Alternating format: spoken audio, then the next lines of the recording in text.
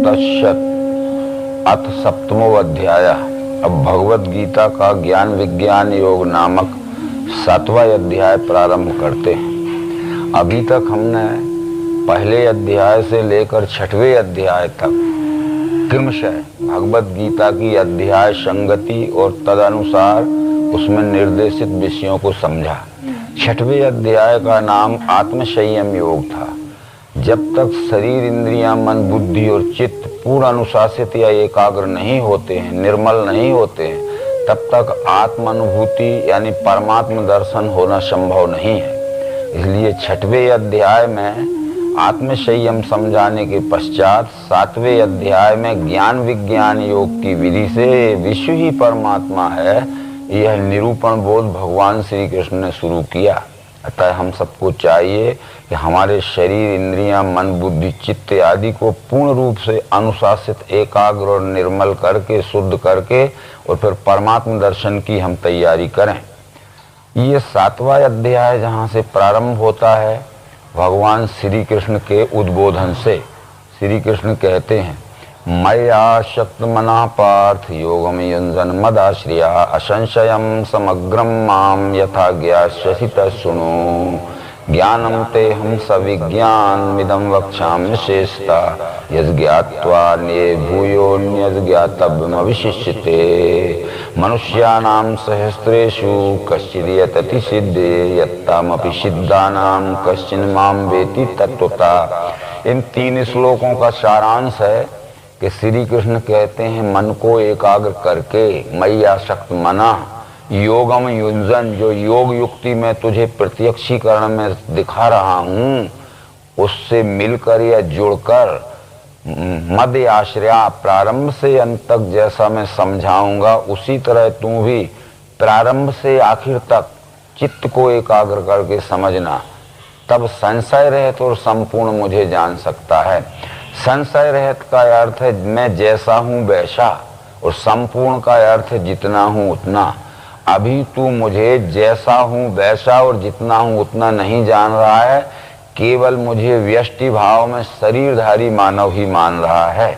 परंतु मैं तुझे ये लक्ष्य कराना चाहता हूँ कि मैं सब में हूँ, सब मेरे में है। यह बात तुझे अभी अंतःकरण से ठीक से समझ में नहीं आती, क्योंकि जागतिक या जीव भाव के रिश्ते में बैठकर ही तू मुझे देख रहा है।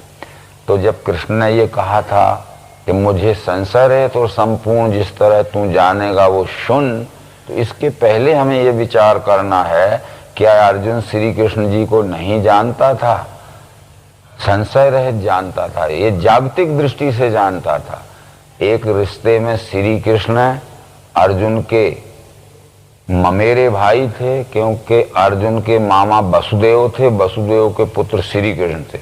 दूसरा रिश्ता भी अर्जुन श्री कृष्ण का था। श्री कृष्ण की बहन सुभद्रा अर्जुन को ब्याही थी, जिसके पुत्र अभिमन्यु थे, इसलिए अर्जुन के श्री कृष्ण शाले भी थे।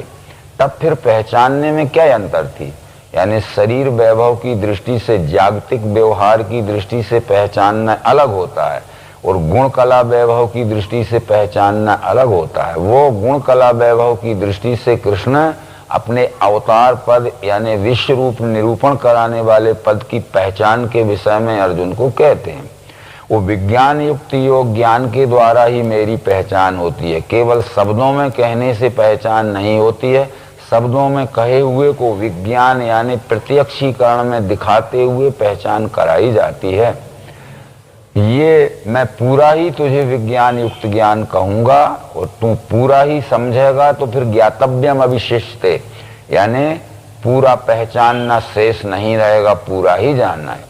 परंतु इस तरह जानने की इच्छा वाले मनुष्यों में हजारों कोई एक रहते हैं। हजारों इच्छा वालों में कोई एक आध प्रयत्न करता है, और हजारों प्रयत्न करने वालों में कश्चिन माम वेति तत्वतः, कोई विरला ही मुझे वास्तव में जान पाता है, जैसा हूं वैसा और जो हूं वह। ये 4थे अध्याय में श्री कृष्ण कह रहे हैं कि देख, अभी तू मुझे अपने रथ के सामने बैठा हुआ पिंड भूत शरीरधारी कृष्ण समझ रहा है। कृष्ण का पिंड स्वरूप तो यह शरीर है जो तेरे सामने रथ पे बैठा हुआ है, पर कृष्ण का विराट स्वरूप यह संपूर्ण विश्व है। उस विश्व रूपी कृष्ण की पहचान कराना चाहता हूं, तो उसके अंगों की गिनती के सहित पहचान कराई। पृथ्वी जल अग्नि वायु आकाश मन और धी अहंकार, यही मेरे प्रकृति के 8 अंग हैं। पृथ्वी जल अग्नि वायु आकाश, इन 5 महाभूतों का जितना भी आदि अंत मध्य रहित विस्तार है, और उनमें सत रज तम ये 3 गुण व्याप्त हैं। ये 5 तत्व और 3 गुण की अखंड एकात्मता का आदि अंत मध्य रहित चराचर दिखने वाला यह मेरा साकार स्वरूप है। ये साकार के ही अनेक नाम अनेक ऋषियों ने कहे हैं। भगवत गीता के 13वें अध्याय में कहा है कि गाया है ऋषि छंदों ने इसे नाना प्रकार से, कहा है दृढ़ युक्ति से पदों में ब्रह्मसूत्र ने।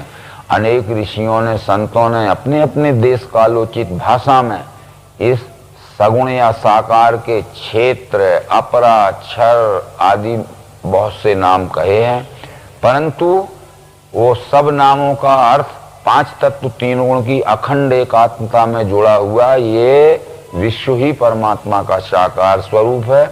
इसको अपरा इसलिए कहा कि ये परिवर्तनशील है, रूपांतर होने वाला है, स्थायी नहीं रहता है, बदलता रहता है। परंतु बदलते हुए भी यह रहता है, इसलिए परा यानी स्थायी है। एक ही वस्तु में जो परिवर्तन होता है, मात्र परिवर्तन को क्षर या अपरा कहते हैं, और परिवर्तन होते हुए जो रहता है या है उसे अक्षर या परा कहते हैं। इस कारण से यह 2 भिन्नताएं ये अनुभव सिद्ध नहीं है, ये केवल समझाने मात्र के लिए हैं। तब 7वें अध्याय में कृष्ण ये कहना चाहते हैं कि मत्तः परतरम नान्यद किंचिदस्ति धनंजय मयि सर्वम इदं प्रोतम सूत्रे मणिगणाय। ये संपूर्ण विश्व में मैं ही मैं हूँ, मेरे सिवाय अन्य कुछ दूसरा नहीं है। मयि सर्वम इदं प्रोतम सूत्रे मणिगणाय, भी संपूर्ण विश्व को मैंने अपने में ओत प्रोत कर लिया है, जैसे सूत में मणि सूत के। ये दृष्टांत स्वरूप उदाहरण इसलिए दिया है कि सूत के ही धागे में जब सूत के ही मणि पिरो लिए जाते हैं तब वह एक माला बन जाती है। यानी जिस धागे में मणि पिरोए जाते हैं वो मणियों से ढक जाता है, इसलिए नहीं दिखता है। यद्यपि वो सूत है तब भी उसे नहीं दिखने के कारण निराकार कहा।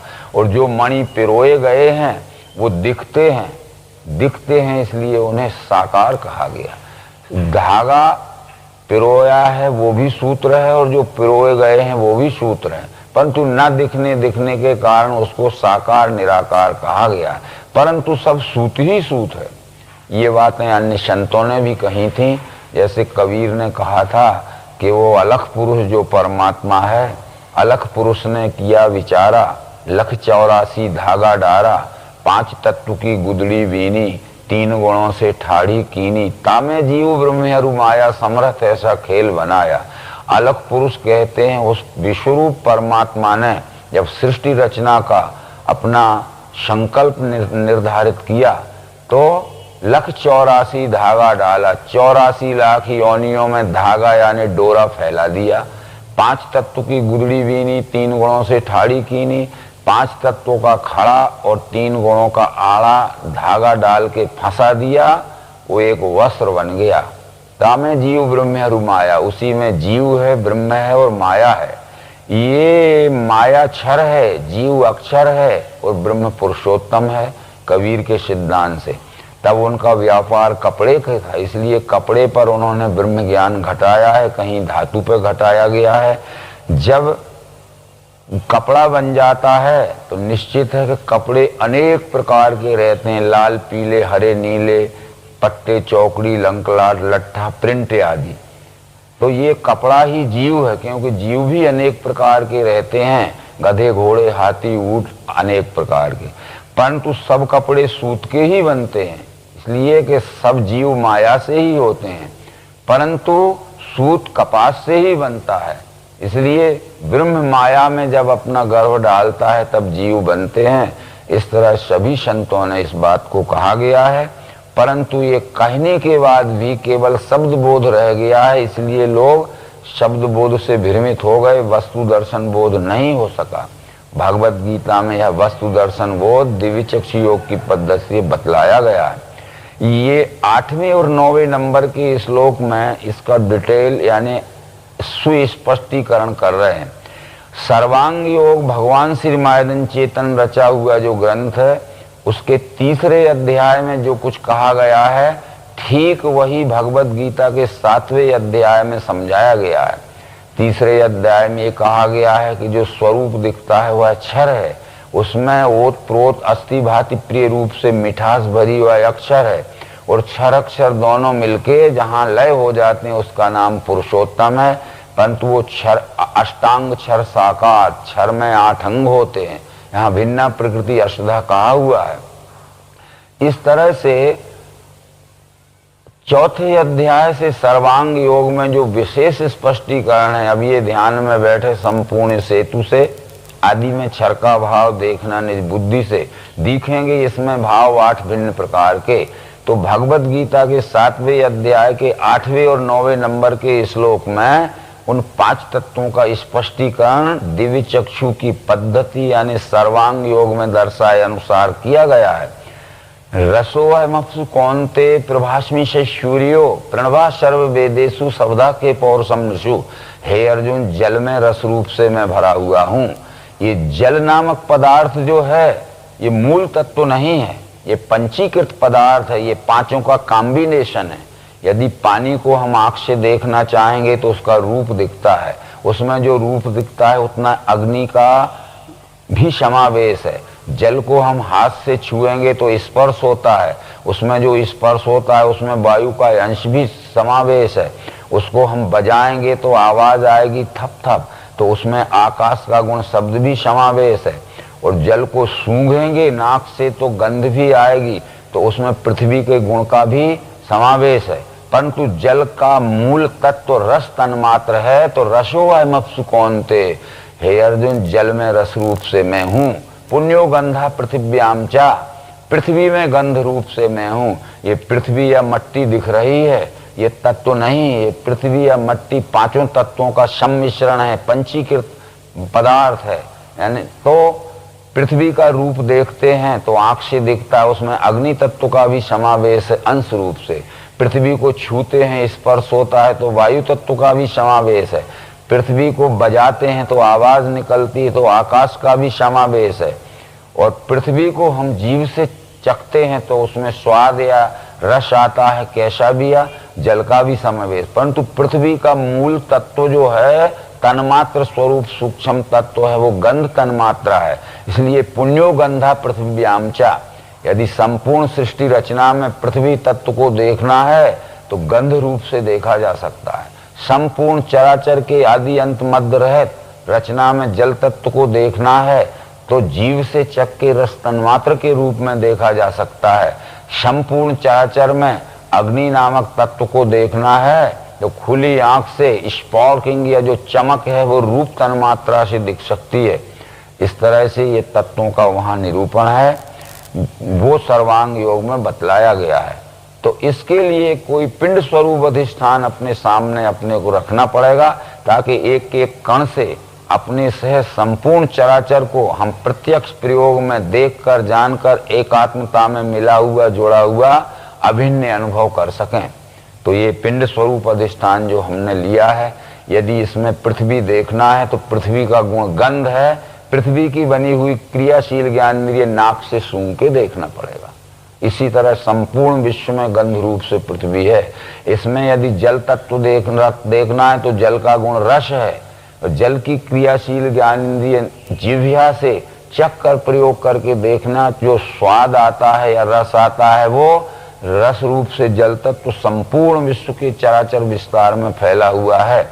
इसी में यदि हमें आकाश तत्व देखना है तो आकाश का गुण शब्द है, आकाश की क्रियाशील ज्ञानेंद्रिय कान है। इस पदार्थ को प्रयोग के ठोक बजा के देखेंगे तो अवश्य हमें इसमें शब्द आएगा। इसी तरह सब जगह हम ठोक बजा के चराचर सृष्टि के आदि अंत मध्य रहित विस्तार में देख सकते हैं। और इसमें अगर हमें पृथ्वी का गुण गंध देखना है तो तो अवश्य इसको नाक से सूंघ के देखेंगे। इस त्वचा, वायु का गुण स्पर्श देखना है तो त्वचा से छू के देखेंगे। ये शब्द गुण से आकाश, आकाश की बनी हुई क्रियाशील ज्ञान इंद्रिय से प्रत्यक्ष प्रयोग करने पर दिखता है, ठोकने बजाने पर दिखता है। इस तरह पंच महाभूतों को हम अपने पंच तत्वों की बनी हुई ज्ञान इंद्रियों के द्वारा प्रत्यक्ष प्रयोग में प्रैक्टिकल करके देख सकते हैं। यदि प्रयोग हमने नहीं किया तो ये पंच तत्व हर जगह व्याप्त रहते हुए भी हमें दिखने वाले नहीं हैं। जैसे मैंने पूछा कि इस पदार्थ में शब्द है या नहीं आकाश का गुण, तो हम ये मानते हैं, पर पूछा कि आपको सुनाई दे रहा है तो नहीं, पर जब प्रयोग किया तो बराबर ये शब्द गुण से आ।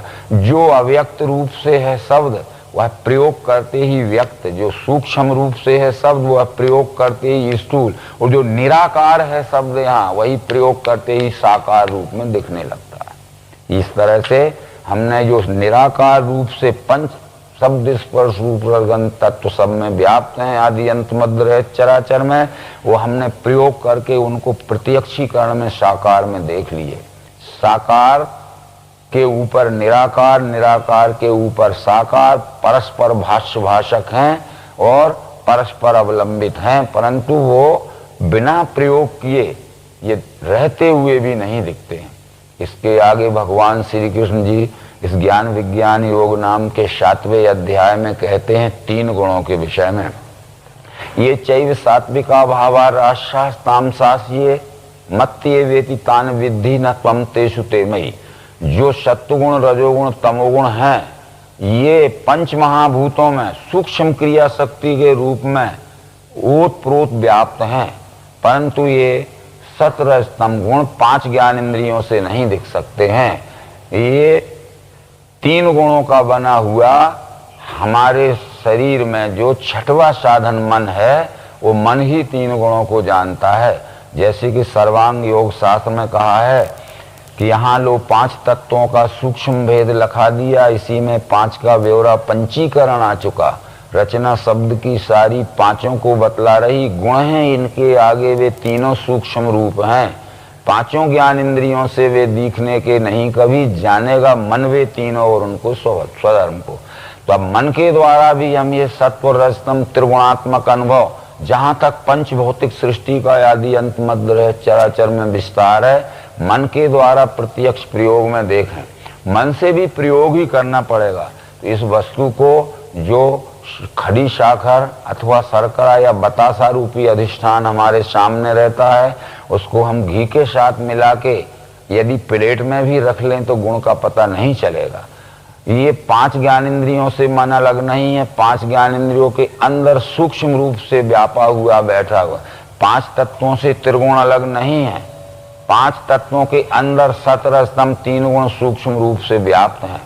तो इस पदार्थ को घी के साथ मिलाकर जो मन अंदर है, भक्षण क्रिया द्वारा हमें खाना पड़ेगा। खाने में स्वाद तो अच्छा लगा, परंतु खाने के पश्चात इसका फायदा भी बहुत अच्छा हुआ, परिणाम भी बहुत अच्छा हुआ।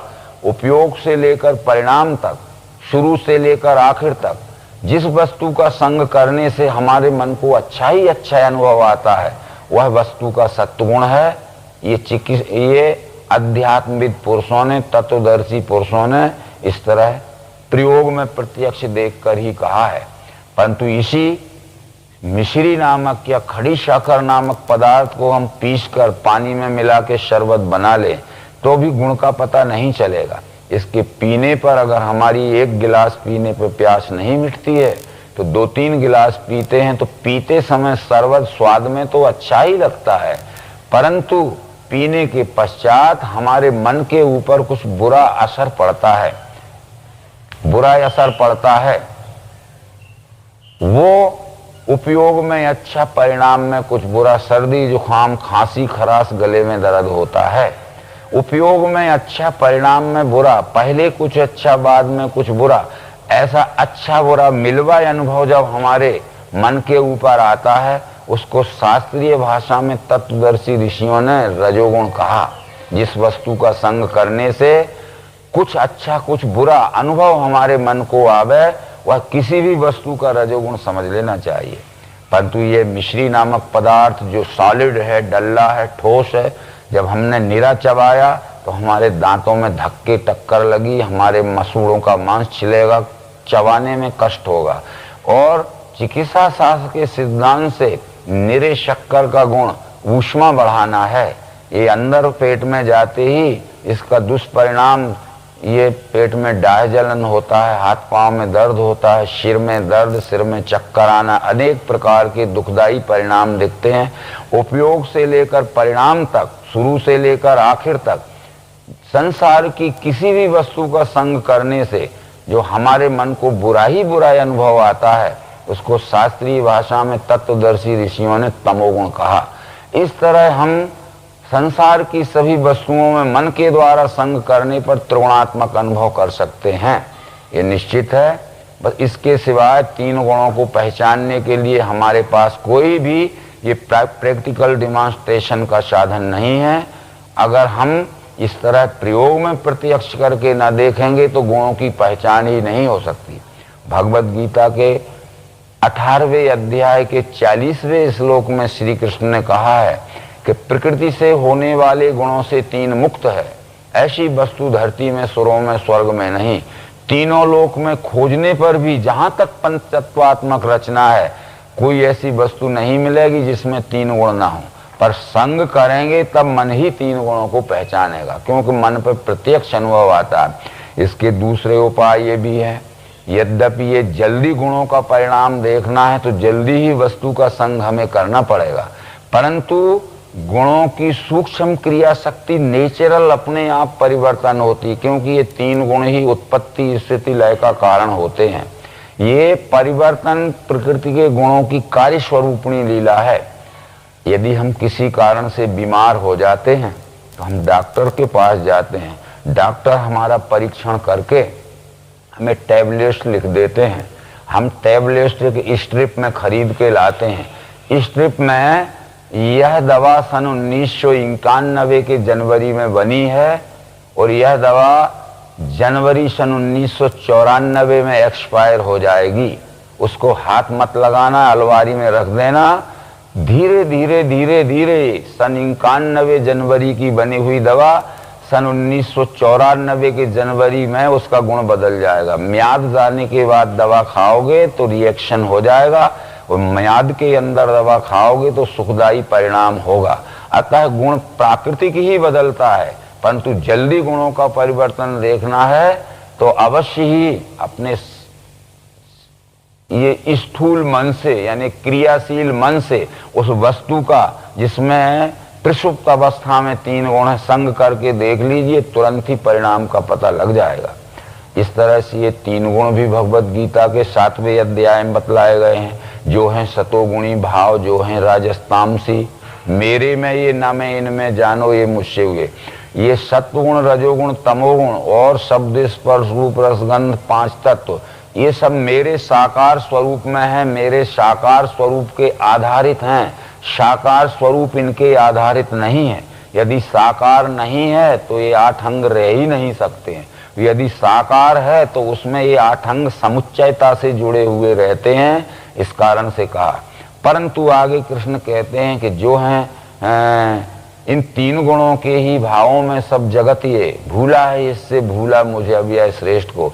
इन तीन गुणों की संपूर्ण विश्वव्यापी पहचान मन के द्वारा प्रत्यक्ष संग करके जो नहीं देखते हैं, तो तीन गुणों के विकारों में ये अज्ञानी लोग फंस जाते हैं। त्रिगुणात्मक भाव, ये सत्वगुण का विकार स्वरूप काम है, रजोगुण का विकार स्वरूप लोभ है, तमोगुण का विकार स्वरूप क्रोध है। इसलिए काम, क्रोध, लोभ, मोह, मद, मत्सर में तीन गुणों के विकारी भावों में ये सब सृष्टि के मानव भूल गए हैं। इसलिए इन्हीं में सुख दुख के झोल में पड़े हुए सुख दुख भोग रहे हैं। इन मुझ अव्यय श्रेष्ठ को भूल गए, यानी मेरे साकार स्वरूप के अंतर्गत ये 5 तत्व तीन गुण हैं, ये न समझ के केवल गुण लीला में ही फंस गए। ये नर्मदा की आरती में भी समझाया है श्री कृष्ण ने कि ब्रह्मा विष्णु सदाशिव यह गुण सुत तुमरे, जो हैं करता धरता हरता रूप धरे, तिनको गावत ध्यावत सुत तुमरी विश्रे। इस कारण जग डूबा सुख दुख में गहरे। इन तीन गुणों के ही भावों में सब जगत ये, भूला है इससे भूला मुझे अव्यय श्रेष्ठ को। यहाँ तीन गुण बतलाते हुए अंत में, जैसा कि सर्वांग योग शास्त्र कहता है कि देवी गुणमयी मेरी यह माया अपार है, मुझे ही भजते हैं जो वे इसके पार हो सकें। बस यही बात ये भगवत गीता में भी आई कि शब्द स्पर्श तथा रूप रस गंध गुण त्रय, आठों का जो लय स्थान साम्यावस्था जिसे कहें, परंतु जब ये समान अवस्था में सूक्ष्म रूप में विलय रहते हैं तब उसका नाम साम्यावस्था है। पर प्रयोग करने पर जब ये स्थूल रूप में पृथक पृथक दिखने लगते हैं तब उसे अष्टधा प्रकृति कहते हैं। तब सर्वांग योग में कहा था कि अब ये ध्यान में बैठे संपूर्ण सेतु से आदि में क्षर का भाव देखना निज बुद्धि से, दिखेंगे इसमें भाव आठ भिन्न प्रकार के, ये रूपांतर पाते हैं चक्राकार सदैव, देखने पर दिखते हैं। जैसे इस छोटे से टुकड़े में, इस रेगजीन के छोटे से टुकड़े में देखने पर आठ भाव दिखेंगे। ये शब्द गुण से आकाश दिखेगा, स्पर्श गुण से त्वचा से छूने पर वायु दिखती है, रूप गुण से आंख नेत्र से देखने पर अग्नि का स्वरूप दिखता है, रस गुण से जल जिह्वा के द्वारा, और गंध गुण से पृथ्वी नासिका से सूंघ के देखने पे दिखती। नहीं देखते हैं तब भी इसमें ये सब अंग अभिन्न रूप में लय हैं, पर देखने पर आठ भिन्नताएं जब दिखती हैं तो उसको अष्टधा प्रकृति कहते हैं। वैसे आठ भिन्नताएं अखंड एक रूपता में जब तक विलय रहती हैं तब उसको गुण साम्या कहते हैं। अतः गुण साम्या की क्रिया का क्षर और क्रिया करते ही भिन्न भिन्न आठ भाव दिखना, ये अष्टधा प्रकृति नाम दिया गया है। ये सब बातें भगवत गीता के इस अध्याय में समझाई गई हैं, परंतु वो पिंड स्वरूप अधिष्ठान रख के और उस ब्रह्मांड के वस्तुओं को मिलान करके देखना है। आगे जो भगवत गीता का आशय आता है वो कहते हैं कि नाहम प्रकाशा सर्वस्व योग माया समावृता, मूढ़ो अयम नाभिजानाति लोको माम जम्भयम। नाहम प्रकाशा सर्वस्व योग माया समावृता, यानी योग माया का अर्थ है कोई केवल साकार को मानकर साकारवादी झगड़े में पड़ गए, कोई केवल निराकार को मानकर निराकारवादी बन गए। इसलिए साकार निराकार का यौगिक स्वरूप जो मेरा परमात्म स्वरूप है इसको सब लोग भूल गए।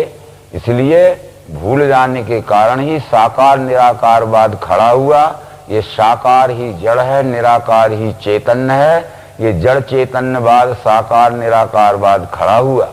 तो ये जड़ चैतन्य का भेद भी यहाँ सर्वांग योग या भगवत गीता में समझाया गया है, वेदांत आदि में समझाया गया है। ये सत रज तम तीन गुणों की प्रसुप्त अवस्था का नाम जड़ है और सत रज तम तीन गुणों की क्रियाशील अवस्था का नाम चेतन है।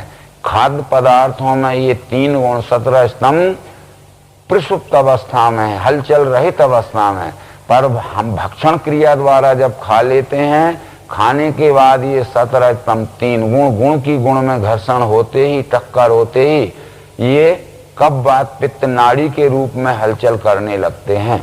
परंतु इनकी अंतिम उत्क्रांति हमारे अंतःकरण में मन बुद्धि अहंकार के रूप में होती है। खाद्य पदार्थों का जो तमोगुण है वो उसका पूर्ण उत्क्रांत स्वरूप हमारे शरीर में पित्त धातु के रूप में हलचल करते हुए अंतःकरण में अहंकार का स्वरूप धारण करता है। खाद्य पदार्थों का जो रजोगुण है खाने के पश्चात हमारे नाड़ी में वात धातु में हलचल करते हुए और मन के स्वरूप में, और सत्वगुण कफ धातु का स्वरूप में हलचल होते हुए बुद्धि के स्वरूप में प्रकट दिखता है।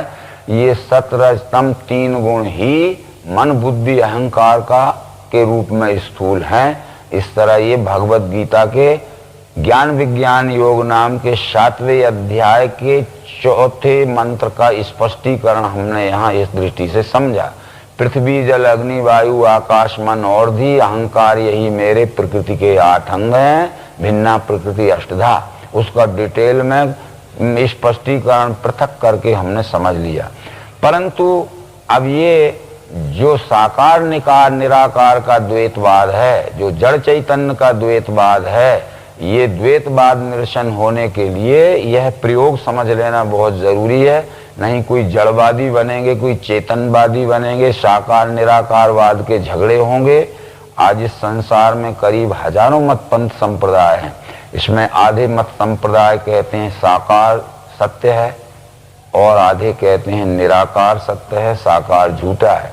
परंतु मूढ़ो अयम ना भी जानाति लोको माम जम्भ्यम, ये अज्ञानी लोग साकार निराकार का, जड़ चेतन दोनों का विलय एक ही वस्तु पुरुषोत्तम परमात्मा में होता है, जहाँ है भावना दोनों लय का स्थान वस्तु से, यह प्रत्यक्ष प्रयोग में नहीं देख पाते, इसलिए उनको निश्चय पक्का नहीं होता है। अधूरे ज्ञान में, संशय भ्रम में ही फंसे रहते हैं।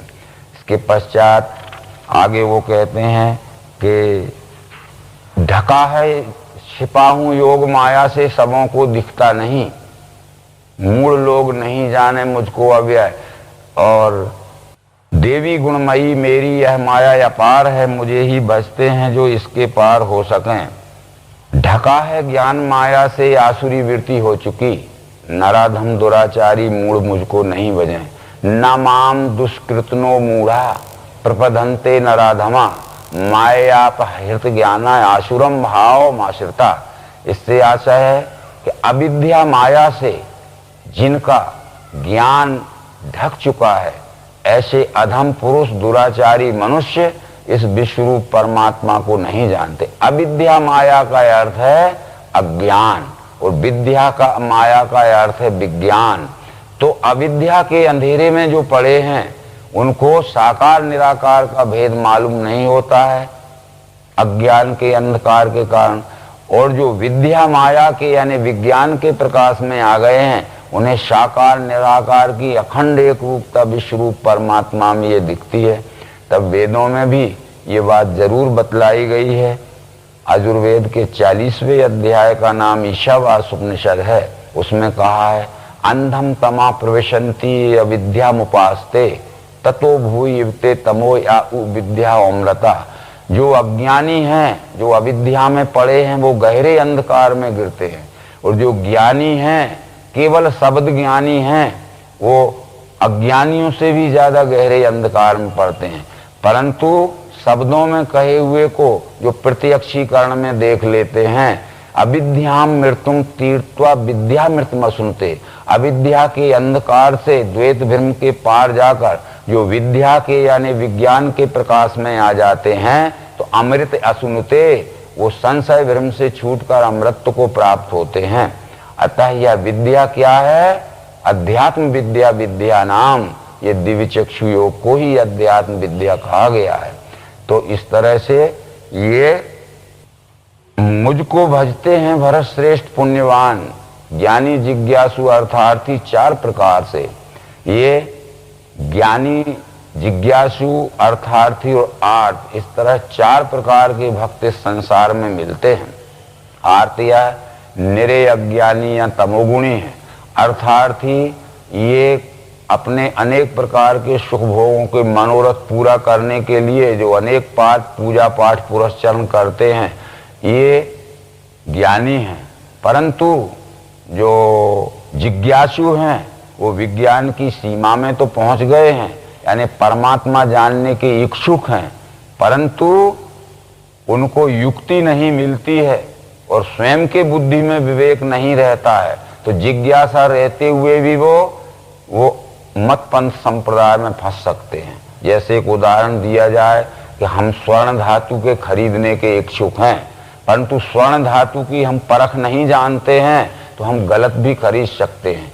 इसलिए जिज्ञासु परमात्मा को जानना चाहता है, पर स्वतः की पारख बुद्धि न रहने से, विवेक बुद्धि न रहने से वो गलत मत पंथ में भी फंस सकता है। इसलिए या तो पारखी तत्वदर्शी सदगुरु के द्वारा पहचान कर ले, अथवा परखने की विवेक बुद्धि स्वयं प्राप्त कर ले, तब वो ज्ञानी हो सकता है।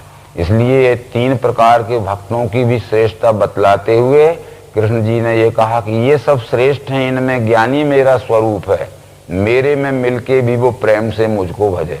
ये तब उत्तरोत्तर एक दूसरे की अपेक्षा एक दूसरा श्रेष्ठ है, परंतु ज्ञानी तो मेरा ही स्वरूप है, क्योंकि ज्ञानी ये जानता है कि ये विश्व ही परमात्मा है और परमात्मा में अभिन्नता का अनुभव करके स्वकर्म द्वारा अपने ही सुख शांति के लिए अपने ही सहज संपूर्ण प्राणी मात्र के रूप में दिखने वाले विश्व रूप की सेवा करता है। ज्ञानी की पहचान भी इस 7वें अध्याय में कराई गई है। बहु नाम जन्मना मनते ज्ञानवान माम प्रपद्यते वासुदेवा सर्वमम इति स महात्मा सुदुर्लभा। ज्ञान में अनेक बहुत जन्म लेने के पश्चात ये निश्चय होता है कि यह संपूर्ण विश्व परमात्मा है। एक दो जन्म ज्ञान में लेने पर कभी सत्य है कभी मिथ्या है, ऐसा अनेक प्रकार का संशय भ्रम रहता है। ज्ञान में अनेक जन्म लेने के पश्चात ज्ञानी को ये निश्चय पक्का होता है कि सर्वम इति वासुदेवा, यानी सर्वम इति यानी सर्व है, वासुदेव यानी परमात्मा।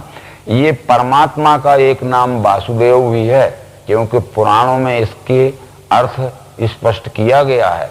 सर्वाणि तत्र भूतानि वसन्ति परमात्मनि भूतेषु वसुना देव वासुदेवस्तथा स्मृता। जो संपूर्ण चराचर सृष्टि में वास करता है या संपूर्ण चराचर सृष्टि को अपने में वास कराता है, सब में वास करने वाला या कराने वाला देव ही वासुदेव है। तो वासुदेवा सर्वमिति, ये ज्ञान का जब विज्ञान में परिवर्तन हो जाता है, ज्ञान का जब विज्ञान स्वरूप हो जाता है, शब्दों में कहे हुए को जब प्रत्यक्षीकरण में देख लेता है, तो विश्व ही परमात्मा, ये निश्चय उसका पक्का हो जाता है। इस तरह से जो 3 प्रकार के भक्त कहे गए थे, आर्त, अर्थार्थी और जिज्ञासु आदि, तो कहते हैं कि ये अनेक कामना वाले मूर्ख अपने स्वभाव से पूजें अनेक देवों को, उनके नियम आचरण है। आर्त उसे कहते हैं कि इसके प्रारब्ध में बुरे कर्म करने के परिणाम स्वरूप जो दुख हुआ है, तो वो अनेक प्रकार के प्रारब्ध से दुख से छूटने के लिए किसी न किसी देवता की, हनुमान की, कहीं दत्त की, तो कहीं किसी देवी की, तो कहीं अमुक देवता की प्रार्थना में लगा हुआ है। वो ये नहीं जानता है कि कर्म का फल अवश्य भोगना पड़ेगा। कोई भी देवी देवता कर्म फल छुड़ाने के लिए समर्थ नहीं है। इतना है कि वो केवल हमें सांत्वना दे सकते हैं कि धीरज रखो, परंतु अवश्य भोगना पड़ेगा। अर्थार्थी अनेक प्रकार के सुख भोगों को समेटने के लिए जो अनेक प्रकार के रुद्र महायज्ञ, विष्णु महायज्ञ, सच्चंडी या गायत्री महायज्ञ करते, जिससे रुद्र लोक विष्णु लोक का सुख मिलेगा। इस तरह के अर्थार्थी लोग भी ये सब शेष जरूर है, पर इनको सकामी भक्त कहा है, स्वार्थी भक्त कहा है। ये इसलिए उन्होंने कहा कि अनेक कामना वाले मूर्ख अपने स्वभाव से पूजें अनेक देवों को, उनके नियम आचरें। जो भक्त तनु जो श्रद्धा से पूजने चाहे, उनकी श्रद्धा में वहां दृढ़ करता हूं, परंतु अंतबत्तु फलम तेषाम तद्भवदल मेधसाम। ऐसे अल्प बुद्धि मनुष्यों का फल परोक्ष ज्ञानी शब्द ज्ञान में फंसे हुए ये सुख भोगों के भोगने वाले इच्छुकों का फल अंतवान होता है। वो देवों के भक्त देवों तक ही रह जाते हैं, मेरे तक नहीं आते हैं, और जो मेरे तक आ गए हैं वो परम सुख शांति, अक्षय सुख शांति का अनुभव करते हैं। व्यक्त अव्यक्त दो माने, अज्ञानी एक रूप में, मेरा श्रेष्ठ अनासी वो परम भाव नहीं रखें। ये अज्ञानी लोग व्यक्त यानी साकार, अव्यक्त यानी निराकार, ये एक ही परमात्मा में कोई साकार को कोई निराकार को मान के बैठे हैं, और साकार निराकार दोनों का लय एक ही अखंड अस्तित्व परमात्मा में है। यह उन्हें विज्ञान दृष्टि न मिलने से ठीक समझ में नहीं आता है, इसलिए वो भटकते रहते हैं। क्योंकि पुराण आदि ग्रंथों में कहा है कि द्वय रूपे ब्रह्मणस्तस्य मूर्तम च मूर्तम एव च साकारम च निराकारम सर्वभूतेषु वस्थिता। इस तरह के विचार आए, अंत में ये बात आया है कि ये सब ज्ञान क्यों नहीं होता है। इच्छा द्वेष से उपजे द्वंद्वों के पार्थ मोह से, उत्पत्ति काल से सब भूत ये भ्रम में फंसे। जन्म से ही यह जीव राग द्वेष का भ्रम लेके आता है। जब तक यह पुण्य कर्म नहीं करेगा, जन सेवा के कई जन्म तक परोपकार में पुण्य कर्म नहीं करेगा, तब तक इसका राग द्वेष का द्वैत समाप्त नहीं होगा। तो जिनके पुण्य कर्मों के योग से पाप धो चुके, द्वंद्वों का भ्रम त्यागी, वे निश्चय ही मुझको भजें।